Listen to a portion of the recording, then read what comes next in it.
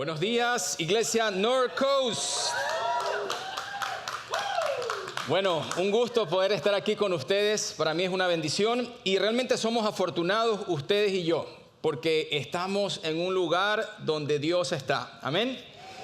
Dios está en este lugar. Aleluya. Dios es bueno. Bueno, para nosotros ya no es desconocido. Sabemos que estamos hablando de una serie de mensajes llamada El arte de rendirse. Y estamos estudiando el libro de Mateo.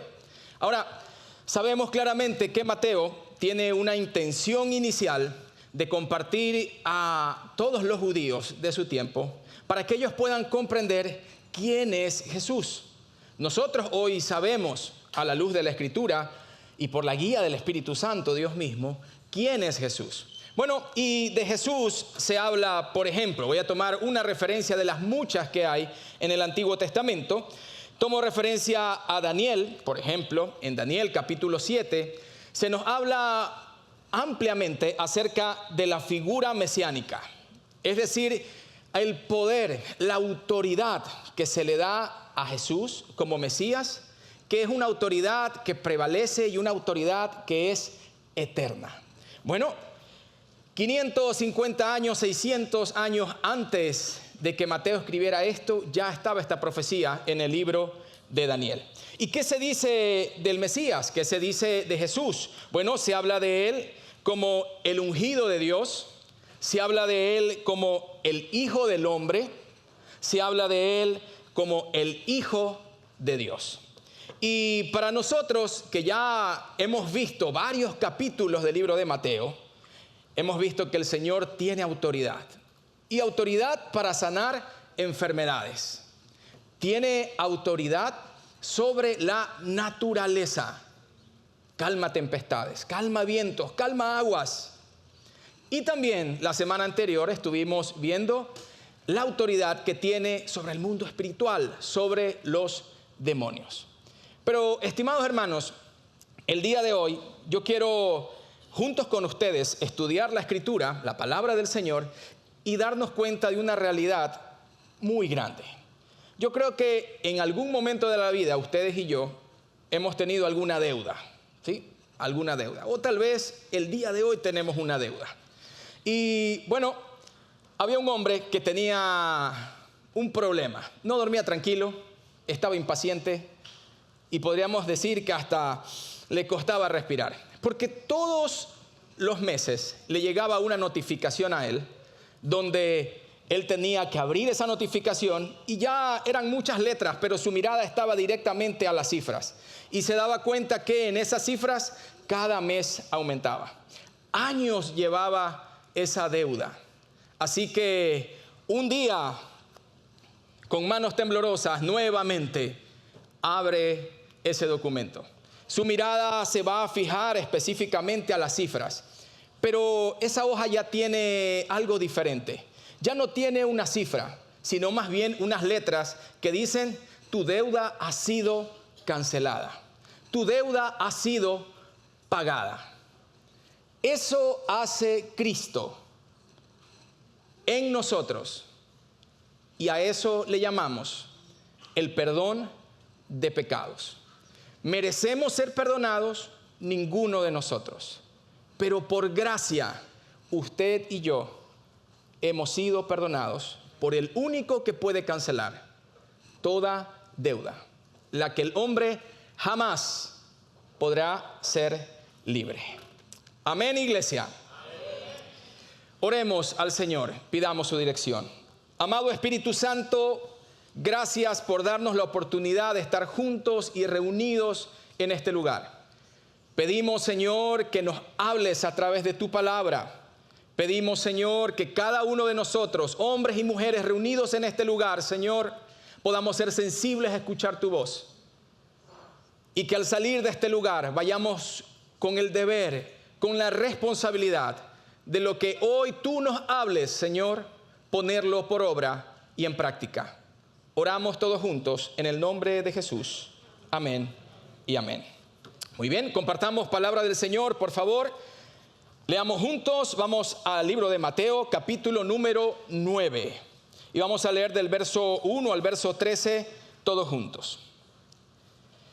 Después de esto, Jesús subió a la barca, cruzó a la otra orilla y fue a su ciudad. Allí le llevaron un paralítico tendido sobre una camilla. Cuando Jesús vio la fe de ellos, le dijo al paralítico: ten ánimo, hijo, los pecados te son perdonados. Algunos de los escribas se decían a sí mismos: este blasfema. Pero Jesús, que conocía los pensamientos de ellos, dijo: ¿por qué piensan mal dentro de ustedes? ¿Qué es más fácil? ¿Que les diga los pecados te son perdonados? ¿O que le diga levántate y anda? Pues para que ustedes sepan que el Hijo del Hombre tiene autoridad en la tierra para perdonar pecados, entonces éste le dice al paralítico: levántate, toma tu camilla y vete a tu casa. Entonces el paralítico se levantó y se fue a su casa. Al ver esto, la gente se quedó asombrada y glorificó a Dios, que había dado tal poder a los hombres. Al continuar su camino, Jesús vio a un hombre llamado Mateo, que estaba sentado donde se cobraban los impuestos, y le dijo: sígueme. Y Mateo se levantó y lo siguió. Estando Jesús en la casa, sentado a la mesa, muchos cobradores de impuestos y pecadores que habían venido se sentaron también a la mesa con Jesús y sus discípulos. Cuando los fariseos vieron esto, dijeron a los discípulos: ¿por qué come su maestro con cobradores de impuestos y con pecadores? Al oír esto, Jesús les dijo: no son los sanos los que necesitan de un médico, sino los enfermos. Vayan y aprendan lo que significa: misericordia quiero y no sacrificio, porque no he venido a llamar a los justos al arrepentimiento, sino a los pecadores. Hasta ahí la lectura del día de hoy. Bien, el mayor de los beneficios que podemos tener como seres humanos es el perdón de pecados. Examinemos verso a verso y veamos verdades que podemos tomar para vivir hoy todos nosotros. Verso 1: después de esto Jesús subió a la barca, cruzó a la otra orilla y fue a su ciudad. Bueno, tomemos referencia que Jesús está en un lugar y se dirige hacia otro lugar. Antes estuvo en la región de Samaria y nuevamente regresa a la ciudad que era como el centro de su ministerio. Esta es Capernaum. Ahora, Jesús ya estaba adquiriendo más popularidad. Cuando él llegaba, las multitudes se aglomeraban. Muchos querían conocer de él, escuchar de él. Habían escuchado que había sanado a muchos, que había librado de demonios a algunos, que había sanado a otras personas. Así que cada vez que Jesús llegaba a ese lugar, habían multitudes. El verso 2. Allí le llevaron un paralítico tendido sobre una camilla. Cuando Jesús vio la fe de ellos, le dijo al paralítico: ten ánimo, hijo, los pecados te son perdonados. Bien, a esto nosotros podemos llamarle, y quiero dar énfasis en este versículo, a la fe colectiva. ¿Qué entendemos por fe colectiva? Voy a explicar esto, pero tome su primera nota, su primer punto central de este mensaje. La fe colectiva bendice y alcanza a otros. La fe colectiva bendice y alcanza a otros.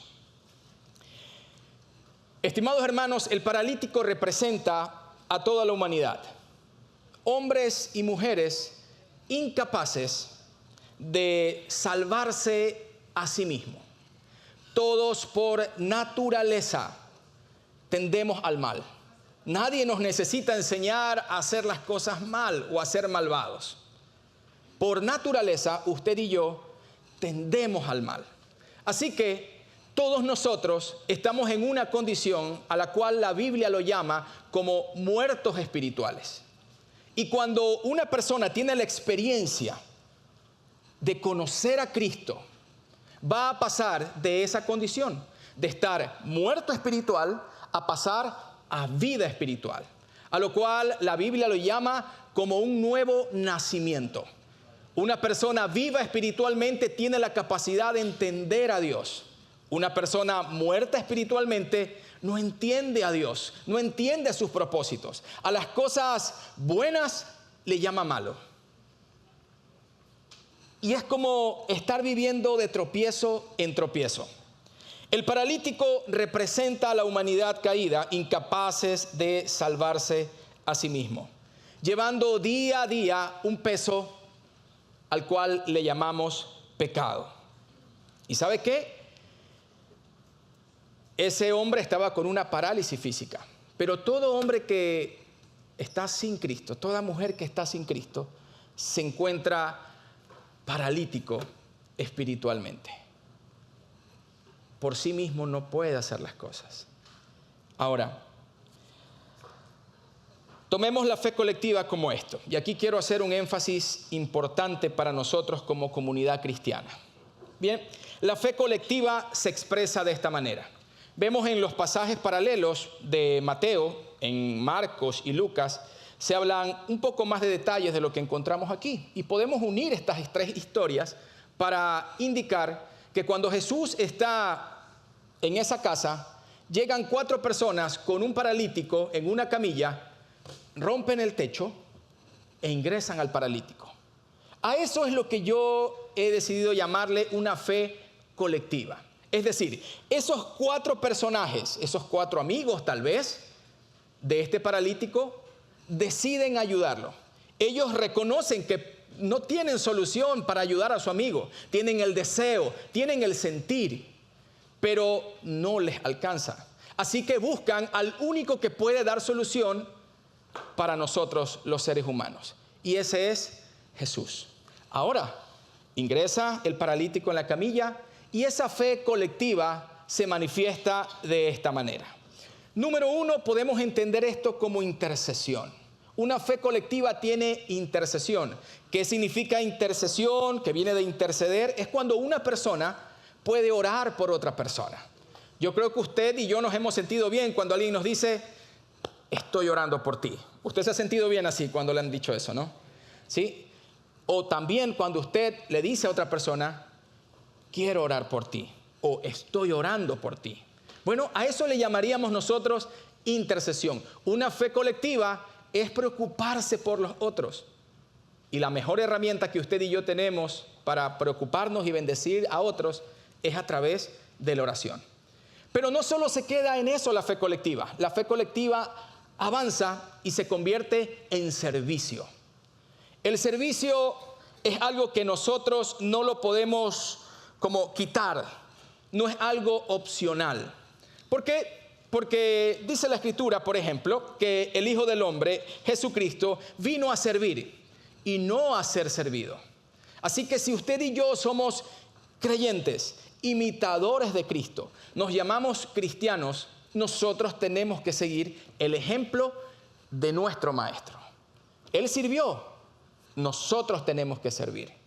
Cuán importante es que una persona pueda servir a otros. Esta comunidad cristiana es una comunidad de servicio. Hace un momento escucho a los pastores, escucho los anuncios y veo que hay actividades de servicio. ¿Cuál es la intención de hacer todo eso?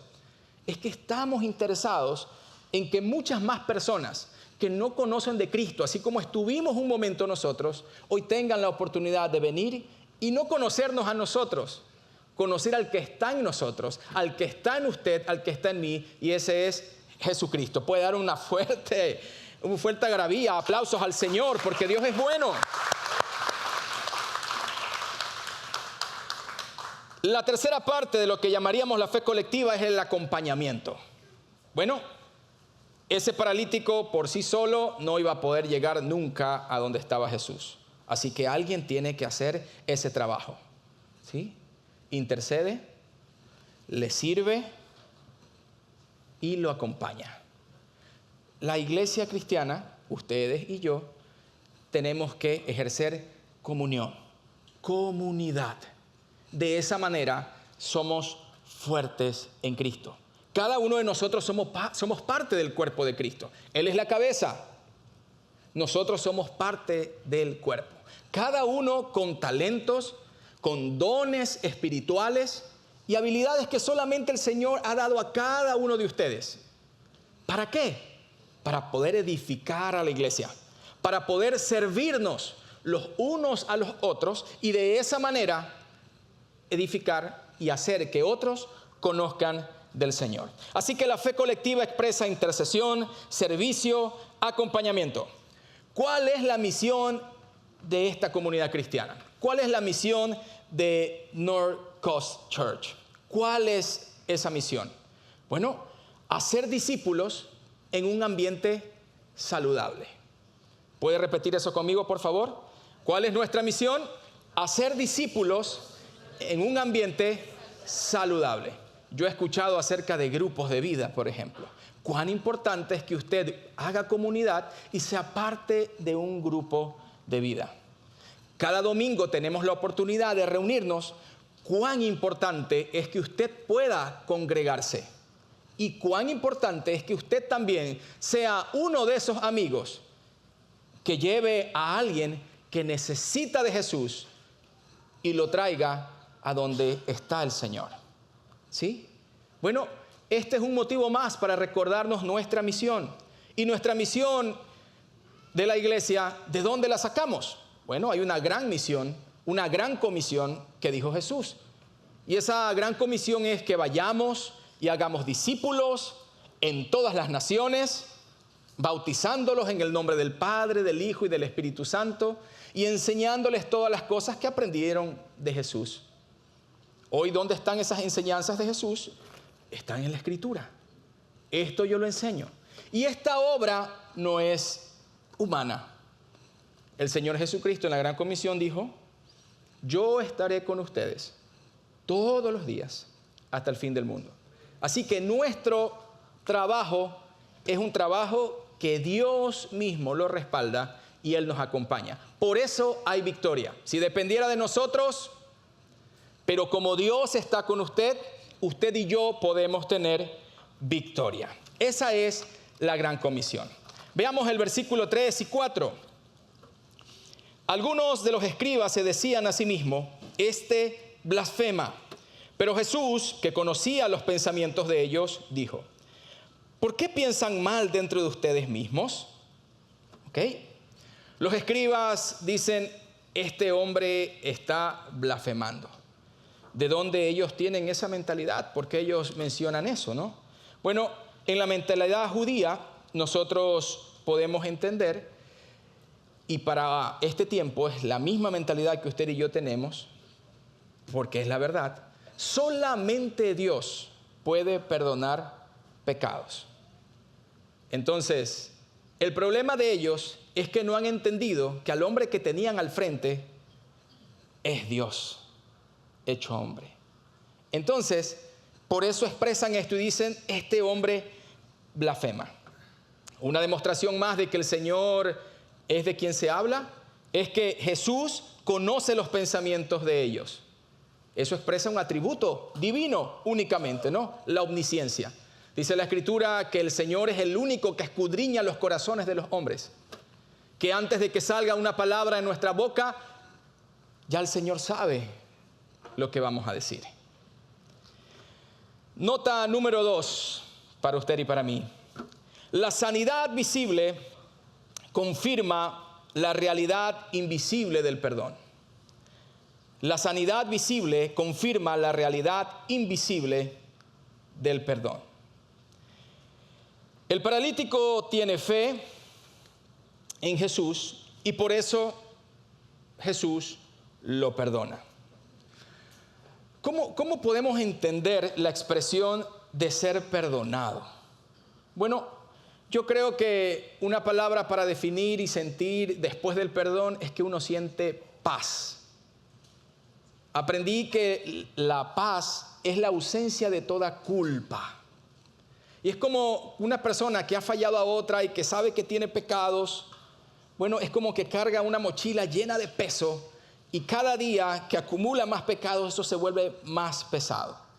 Pero cuando alguien te dice, te perdono, es como botar esa mochila, sacársela de la espalda, sacarse ese peso y sentirse en esa condición, libre de culpa.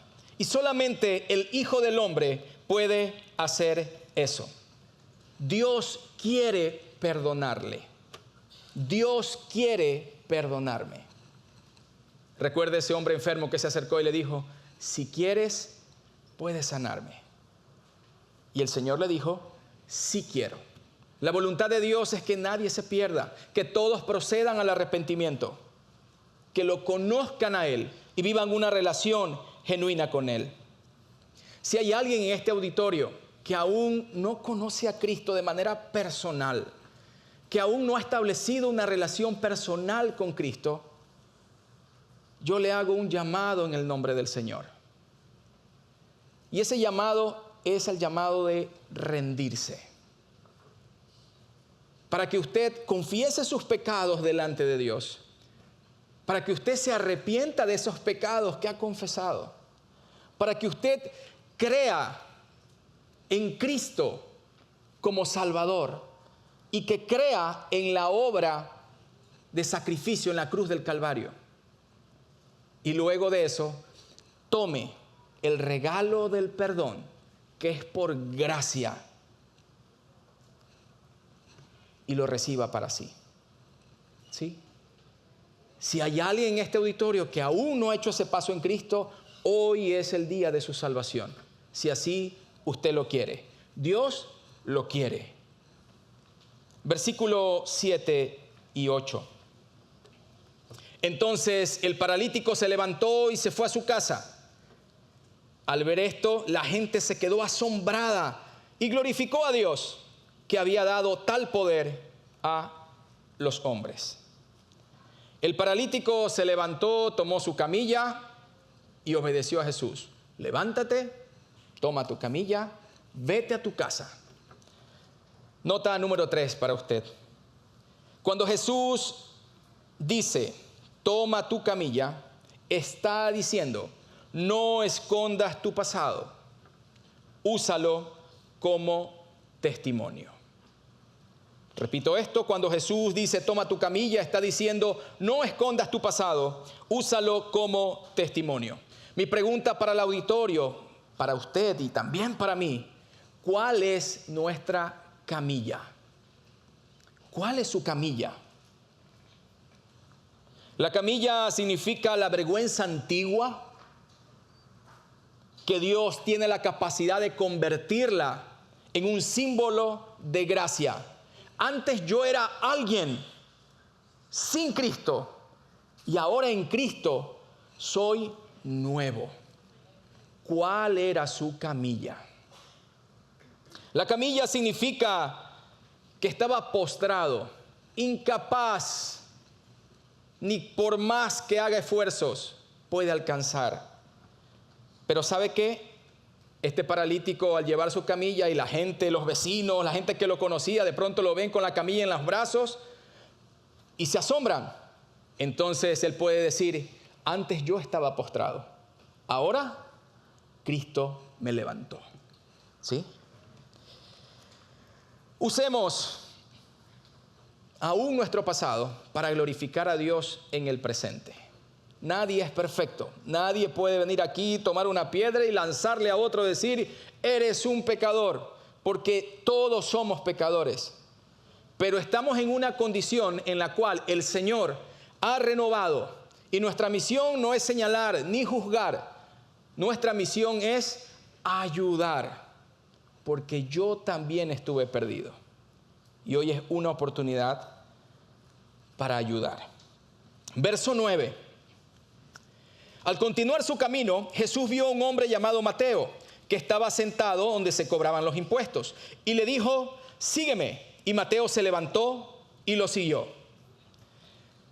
Imagínese esta parte. Jesús llama para que sea discípulo de él a un hombre que en todo el pueblo era considerado como alguien indigno, traidor nacional, ayudante de los opresores, de los romanos, ladrón, explotador del pueblo y un pecador público. Pero Jesús viene y le dice, sígueme. Nota número 4 para usted. Jesús no se fija en tu pasado, sino en tu disposición a seguirle hoy. El Señor puede llamar al más pecador de los hombres. El Señor puede llamar a la más pecadora de las mujeres. La verdad es que todos nosotros, si tuviéramos el registro de nuestros pecados, a lo mejor habrían como listas enormes. Pero el Señor le ha llamado a usted. Si usted está aquí sentado, no es por coincidencias. Yo entiendo que hay propósito en cada acción. Y cuando usted le ha dado el dominio completo al Señor, tenga por seguro que Dios está trabajando en usted, aunque no nos demos cuenta. El tema aquí es, ¿cuántos estamos dispuestos a seguirle? Mateo, al escuchar el llamado, se levanta y ¿qué hace? ¿Qué hace Mateo? Lo siguió, lo sigue. Esa expresión de levantarse y seguirlo es dejar todo. ¿Qué significa dejar todo? Cambiar de vida. Pero Carlos, lo que me estás diciendo es como medio imposible. ¿Cómo voy a cambiar de vida? Humanamente esto es imposible. Con el poder de Dios es posible. Dejar patrones, heridas, sanar, renovar, perdonar personas, pedir perdón, arrepentirse, es comenzar de nuevo. Y solamente Dios puede hacer eso en nosotros, estimados hermanos. Continuemos leyendo, verso 10 al 12. Estando Jesús en la casa sentado a la mesa, muchos cobradores de impuestos y pecadores que habían venido se sentaron también a la mesa con Jesús y sus discípulos. Cuando los fariseos vieron esto, dijeron a los discípulos, ¿por qué come su maestro con cobradores de impuestos y con pecadores?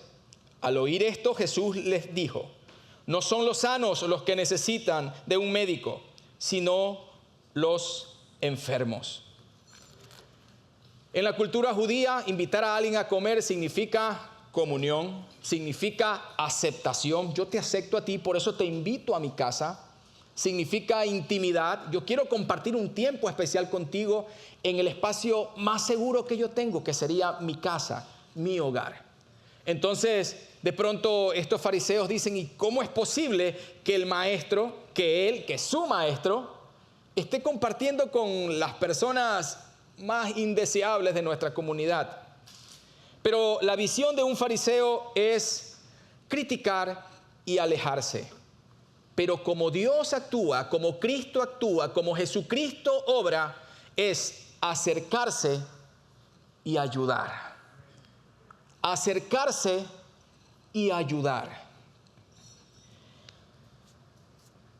Jesús usa una metáfora aquí, ¿no? Y les dice, la verdad es que yo he venido por aquellos que están enfermos. Porque el que está enfermo es el que necesita al médico. Bueno, esto realmente Jesús lo usa para evidenciar la condición de estos hombres, que se creían tal vez no perfectos, pero cuando los ponían a la par de alguien más, probablemente ellos se creían superiores, dignos, pero realmente eran indignos. Realmente estaban muertos espiritualmente y necesitaban ser sanos también espiritualmente. Verso 13. Vayan y aprendan lo que significa misericordia quiero y no sacrificio, porque no he venido a llamar a los justos al arrepentimiento, sino a los pecadores. Nota número 5 para usted. El Señor valora más el amor leal, y la obediencia que los rituales vacíos. Repito esto. El Señor valora más el amor leal y la obediencia que los rituales vacíos.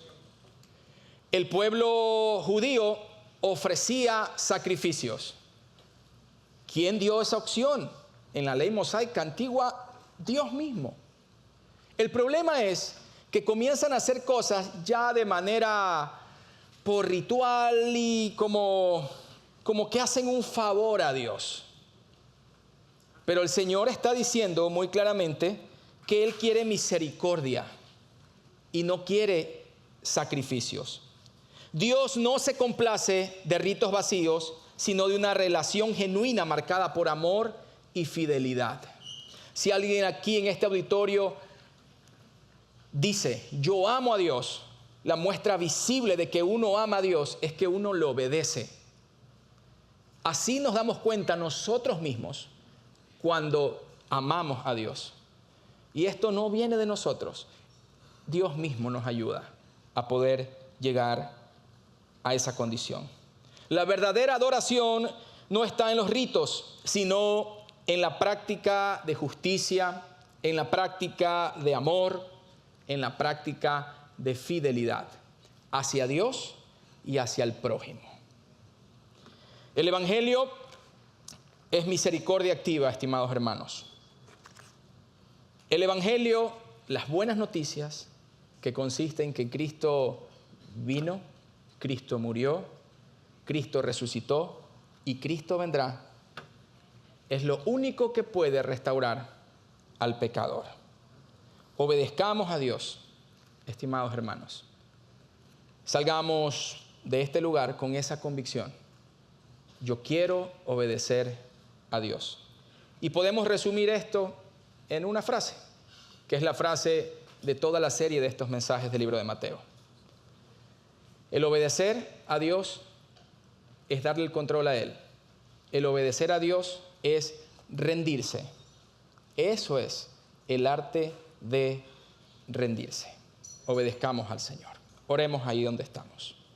Padre, te damos gracias, Señor. Gracias porque no solamente viniste a sanar cuerpos, a levantar a paralíticos, a sanar a leprosos. Gracias porque no solo viniste a calmar tempestades. Gracias, Señor, porque viniste para perdonar pecados.